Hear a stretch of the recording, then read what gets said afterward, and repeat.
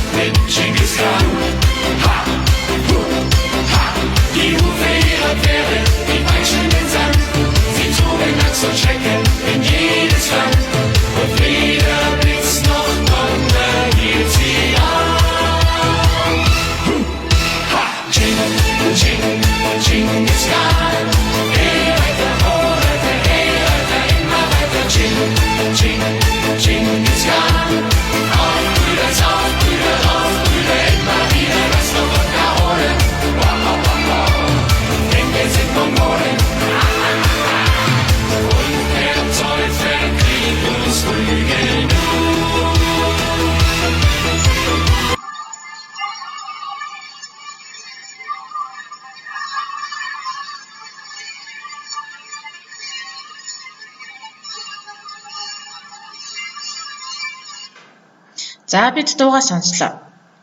Дууныхаа үг хийгээд дүрснээс нь та бүхэн одоо хэний тухай дуу болохыг ойлгосон байх гэж бодож байна. За энэ бол Германы алдар Чингис хаан хамтлагийн Чингис хаан нэртэй дуу байгаамаа. За тэгэхээр Чингис хаан гэдэг бол дэлхийд дахинд нэрээ дуурсгасан одоо агуу удирдагч байсан шүү дээ. Тэгэхээр биднийг одоо үзэх хичээлийн сэдв маань мэдээж үүнтэй холбогдох юм байна. За хичээлийнхээ сэдвийг харцгаая. Сэдв маань Тэмүүжин Их Монгол улсыг байгуулсан нь гэсэн сэдвтэй хичээл байна. За хичээлээ эхлэхийн өмнө цөмөрөө дэгтэйгээ танилцъя. Анхааралтай сонсож, идэвхтэй оролцох, дэвтэртээ бичиж тэмдэглэх, хичээлийн үеэр утас болон компьютерийнхаа микрофоныг хаах, бие биенээ хүндэтгэж ээлжээр ярих. За дараах дэгийг баримтлаарай хүүхдүүдээ. За өнөөдрийн хичээлийн зорилго бол Тэмүүжний түүхэн дүүрийн онцлог ба Их Монгол улсыг хэрхэн байгуулсан тухай хамтран мэдлэг бүтээхэд оршино. Хичээлийн маань зорилт бол мэдээлэл ашиглан ерөнхий мэдлэг авах, дүрийг тодорхойлох, түүхэн 5 айд тулгуурлан товч мэдлэг бүтээх, түүхэн зураг ашиглан мэдлэгээ баттгах гэсэн зорилтууд. За хүүхдүүдээ цөмөрөө Монголын нууц товчоо зохиолоос авсан дараах шүлгийн хэсэглэлийг хамтдаа уншицгаая. Исүхэ Баатар эцэгтэй 9 гүрлэг түшмэлтэй ер бүгдийг эрхэндээ оруулсан ертөнцийн эзэн Чингис хаан минь Өөлөн хатан ихтэй, өрлөг 9 түшмэлтэй, өгөөдөө толын хөвгүүнтэй, өршөөл хайр ихтэй, өнгө бүрийн улсыг өмнөөс өгдөөсөн, өшөөтөн дайсан бүгдийг үлмий дороо гიშгсэн өндөр дээд эзэн хаан минь. За дараах шүлгийг нууц товчоноос ишлэн авсан гэдгийг би та бүхэнд хэлсэн байгаа. Тэгэхээр энэ маань уран зохиолын одоо их болж байгаа шүлгэлсэн гэдэг утгаараа, уран зохиолын дурсгалаас авсан гэдэг утгаараа уран зохиолын их болж байгаа. За тэгтэл Монголын нууц товчоноос гадна дэлхийд дахны олон эрдэмтэд судлаач, Монголын олон эрдэмтэд судлаачдын Тэмүүжин Чингис хааны дүр төрхийг одоо илэрхийлж гаргасан дараах судалгааны байдгийн байна. Хамтдаа уншицгаая. За нэгдүгээрт Чингис хааны дүр төрх гэж байгаа бичсэн байна. Энэ хөвгүүн чинь нүдэндээ галтай, нүүрэндээ гэрэлтэй хөвгүүн байна гэж Монголын нууц товчооны 62 дугаар зүйлд өгүүлсэн бол 2 дугаарт Юан улсын судар хэмээх номонд тайз зүгийн төрсөн байдал юр бус гэж хэлсэн байх юм. 3 дугаарт Сүн улсын элч Жав Хуны Менда Бэйло буюу Монгол татарын бүрэн тэмдэглэлт татарын эзэн Тэмүүжин гэгч бие байдал том хүдэр магна өргөн сахал урт төрсөн нь сүрлэг агуу тул юр бус болоо гэж бичсэн байна. 4 дугаарт Марко Поло гэдэг нэрт аялагч нэр нь Чингис хаан, түүний төрсөн нь 10% бүрэн чирэг, бэлэг ухаан хурц зэрэглэн, Уг хэллэг гарамгай бөгөөд нэм баатар ирлэхээр алдаршжээ хэмээн бичнэ. Дараа нь Чингис хаан бол Монголын нийгмийн хэрэгцээ шаардлагаар товоон тодорсон түүхт хүн. Монгол улсын анхны их хаан, Монгол улсынхаа төлөө амь нас үйл ажиллагаагаа бүрэн зориулсан төрийн гарамгай зүтгэлтэн юм гэж судлаач Далай гой хэлсэн байх юм. Чингис хаан 1162-оос 1227 онд амьдарч байсан гэдгийг тодтогоод 16 дугаар жарны усан борин жилийн зуны ихэнх сарын 16-ны тэргэл өдөр Есүхэн ууган хүү болон мэндэлсэн гэж түүхэн нэгэн их сурвалжид тэмдэглэсэн байна. 1189 онд 27 наснда хамаг Монголын ханилгийн хаан болсон гэж бас нэгэн түүх их сурвалжид тэмдэглэсэн байх юм. 1206 онд их Монгол улсыг байгуулсан гэж бас бичжээ. Чингис хаан бол Монгол нутагт Монгол эцэг эхээс төрсөн нүүдэлж амьдрал донд өсөн торнож 90 цент хүрсэн жинхэнэ Монгол дайчин ир байсан хэмээн судлаач Далайгой өгүүлсэн байна. За тэгэхээр эдгээрээс бид нар Чингис хаан Тэмүүжин гэж чухам хэн байсан бэ гэдгийг уран зохиолынх нь үүднээс ингээд дүгнээд авч үзэж байгаа. Тэгэхээр энийг бол түүхэн дүр гэж хэлдэг байх нь хөтөтэй уран зохиол. За түүхэн дүр гэдгийн яг онолын ойлголт нь бол тухайн цаг үед амьдарч байсан хүний дүрийг их болгон уран сайхнаар найруулсан дүрийг хэлнэ. Их дүрч гэж бас хэлдэг гэсэн байна. Тэгэхээр Чингис хаан бол дэлхийд дахинд нэрээ дуурсгасан манлайлагч Баатар Жанжин хаан байсан учраас дэлхийг одоо олон судлаач эрдэмтдийн анхаарлыг татаж маш олон талаас нь ингэж судалсан судалгаанууд байдаг байна. За дараагийн мэдээллийг хамтдаа уншъя. Хабул хааны 30 хөвгүүн Тэмүүжин 90 цент хүрээд хаан болохын төлөө тэмцлээ эхлэв. Уг тэмцэл нь эцгийнхээ анд байсан Хэрээд улсын Тойрол хаантай эцэг хөвгүүний харилцаа тогтоосон 1178 оноос ихтэй. 1179 онд Тэмүүжин мэрэгдийн давталгаанд өртөж эхнэрээ алдав. Тойрол хаан багын анд Жамуух хоёрын тусламжтайгаар мэрэгдийг алж хатан бүртийг эргүүлэн авав. Тэмүүжин Жамуух хоёр жил гаруй хамт байгаад салсан нь тэдний хаан болох хүсэлтэй байснаас болсон. Тэмүүжин бөөнөр хэдэн язгууртны дэмжлэгтэйгээр 1189 онд Хар зүрхний Хөхнуур гэдэг газар 28 настайдаа Монгол улсын хаанд өргөмжлөгдөжээ. Түүнд Чингис хаан цол өргөмжилжээ. 1189-оос 1206 оны хооронд Чингис хаан өөрийн биеэр 17 удаа их бага байлдааныг хийсэн байна. 1196 онд Тэмүүжин Улцголд зүхтан ирсэн Татар аймгийг Тойрол хаантай хамтран давталж бутжахв. Чингис хааныг эсэргүүцэх язгууртнууд 1201 онд Жамуух Сэцнүүг эргүүний голд Гүр хаан цол өргөмжилжээ. 1202 онд Татар аймагуудыг Нөмрөх голын сав газарт байлдан дарж бүрэн устгаж, мөн онд Чингис хаан Мэргэд аймгийг довтлон ялж эрхэндээ оруулжээ. Хэрээдийн Тойрол хаан Монголын Чингис хаан хоёрын зөрчил даамжирсаар байлдахад хүрсэн. Учир энэ хоёр хүний аль нэг нь нэгдсэн улсын хаан болох байв. 1203 онд Хэрээдүүд Багалзуур эд хэмээн Тэмүүжнийг хуурахаар завдсан нь амжилтгүй болов. 1204 онд Чингис хаан Монголыг довтлохоор завдаж байсан 8 улсыг дайлсан байна. 1206 онд Онон мөрний эхэнд болсон их хуралдайгаар Тэмүүжнийг Монгол улсын хаанд өргөмжилж Чингис цолыг 2 дахь удаага өгсөн байна. За багшийнх нь уншиж өгсөн эдгээр мэдээлэл бол илүү он цаг одоо дараалалтай түүхэн баримтын шинжтэй байх нэ. Тэгэхээр одоо чөмөрөө түүхэн үүднээс Чингис хааны тухай цаашид ярилцъя. Бацаргал башаага уурж байна. За сайн байцгаана уу хүмүүстээ.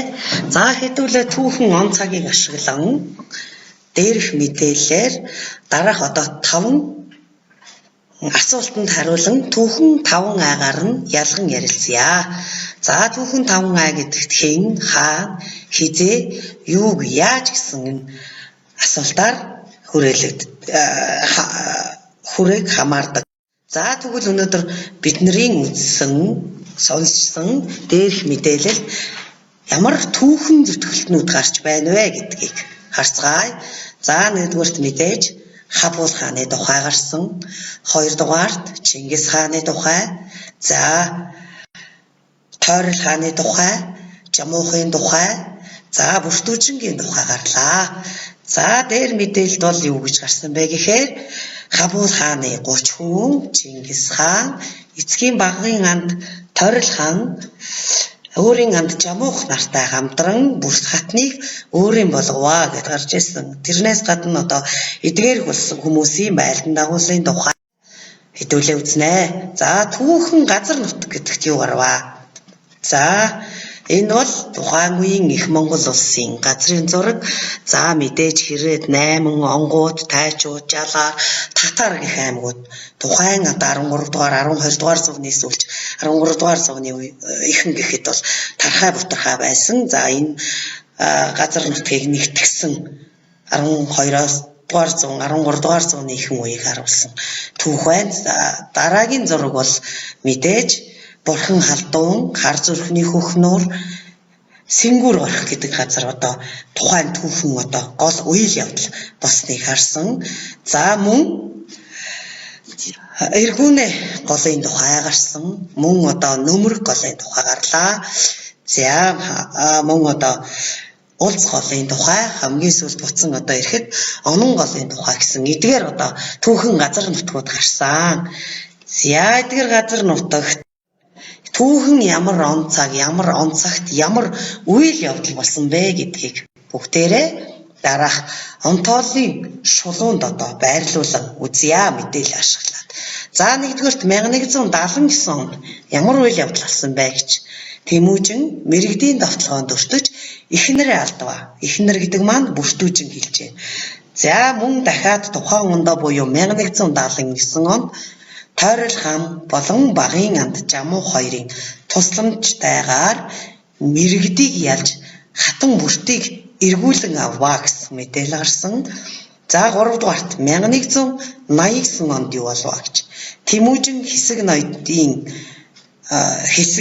хэсэг ноёд одоо хар зүрхний хөхнөр гэдэг газар 28 настайдаа Монгол улсын хаанд өргөмжилж одоо түүнд Чингис хаан хэмээх цолыг олгосон. Энэ бол хар зүрхний хөхнөр хэмээх газар болжээ гэд түүхэн газрын одоо зүүн байдалтай холбоолсон юм байна. За ингээд Тэмүүжин нь 1189-өөс 1206 оны хооронд 17 удаагийн их баг дайн байлдаан хийж одоо Монгол нутагт оршиж байсан Ханилэг аймагуудыг нэгтгэсэн гэж тухайн баримтанд гарсан. За 1196 онд Тэмүүжин ирсэн Татар аймгийг Торил хаантай хамтран довтолж бут зохин өөрийн одоо захиргаанд нэгтгэжээ гэж гарсан. За 1201 он. За 1201 онд Жамуух сэцнийг Эргүүнээ голд гүр ханд өргөмжилжээ гэсэн. За дараа нь 1202 он. За 1202 онд Татар аймагуудыг Нөмрөг голын сав газарт байлдан дарж бүрэн устгахтай гэж. За энэ мэдээллүүдийг нэгтгэж болох юм. За мөн 1203 онд Хэрээдүүд Багалзуурэд хэмээн Тэмүүжнийг хуурахаар завдсан ч амжилсангүй мөн бол яах вэ гэхээр 81 өөрийн захиргаанд нэгтгэсэн. Ингээд 1206 онд бол онон мөрний ихэнд болсон их хурлаагаар Тэмүүжнийг Монгол улсын хаанд өргөмжлөн Чингис цолыг 2 дахь удаага өгснөөр ингээд Тэмүүжин их Монгол улсыг нэгтгэж одоо өөрөө хаанд өргөмжилж чаджээ гэсэн түүхэн баримт мэд байна. За тэгвэл үүний түүхэн үр дүн нь юу байв гэж. За мэдээж одоо Монгол нутагт оршиж 12 дугаар зууны сүүлч 13 дугаар зууны ихээр Монгол нутагт оршиж байсан жижиг Ханилэг улс болон аймагуудын холбоотуудыг Тэмүүжин нэгтгэснээрээ их Монгол улсын хаан болж 1206 онд одоо хаан болсон. Энэ нь ингээд цаашлаад одоо Чингис хаан болон түүний алтан уургийнхны байлдан дагуулсаар үргэлжилж ингээд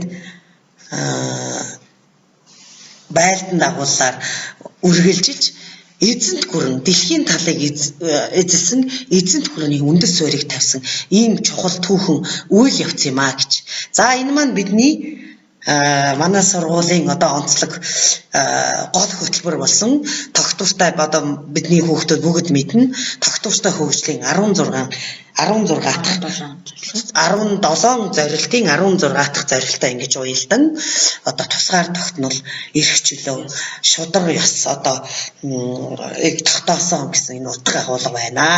За тэгвэл инх тайвныг тэгвэл Тэмүүжин буюу Чингис хаан маань одоо дэлхийн улс орнд инх тайвныг тогтооход бас нэлийн чухал үүрэг гүйцэтгэсэн гэсэн эрдэмтдийн одоо судалгаач байдаг тийм үү хөлтөө. За тэгвэл өнөөдөр бид нар дараах 3 зорилтыг тавьсан. За нэгдүгээрт нь бол мэдээлэл ашиглан ерөнхий мэдлэг олох дүрийг тодорхойлох гэж Нямбаяр багшийн хичээл буюу монгол хэлний хичээлээр бид нар Чингис хаан маань ямар агуу хүн байсан бэ гэдгийг тодорхойлсон. За түүхэн 5 ай буюу нөгөө хин юуг яаж хизээ хаана гэсэн энэ одоо айда тулгуурлан бид нар товч мэдлэгийг бүтээж чадсан. 3 дугаар зорилт маань бол түүхэн зураг ашиглан одоо мэдээлэлгээ баттгах буюу монголчууд одоо их монгол улс цаашлаад эзэнт гүрний үндэс суурийг тавьжээ гэсэн энэ одоо 3 зорилтын хүрээнд бид одоо хичээлийг үзэж судлаа. За тэгвэл бид товч мэдлэгээ цааш нь баттгахын тулд дараах гэрийн даалгавруудыг ашиглан за сурах бичгийнхаа хуудсыг мэдж байгаа хүүхдүүд за тэгвэл Тэмүүжин хинтэй холбоотон болсон бай. Тэмүүжин хаана хизээ Монгол улсын хаан болсон бай. Тэмүүжин Чингис хаан цолыг анх хизээ өгсөн бай. Тэмүүжин Жамуу хоёр яагаад нуудалд салсан бай. За мэдээж Монголын нууц тавшаа болон дэ намсрай гин Жамуухын өвчл өгүүлгийг уншин Жамуухын дүрийг Нямбаяр багшийнхаа хэлснээр тодорхойлж ирэх. За тэгээд Чингис хаан нэгдсэн улс байгуулахын тулд хэдэн удаа дайн байлдаан хийсэн. За Чингис хаан тойролхон хоёр юунаас бол зөрчилд болсон их монгол улсыг хизээ хаана байгуулсан бэ гэдэг эдгээр асуултанд хариулахын сацуу өөрсдөө тухайн одоо үйл явдалд дүгнэлт хийн ирэх юм аа. За ингээд өнөөдрийн хичээлд анхааралтай оролцож одоо үзэж судалсан та бүхэндээ баярлалаа.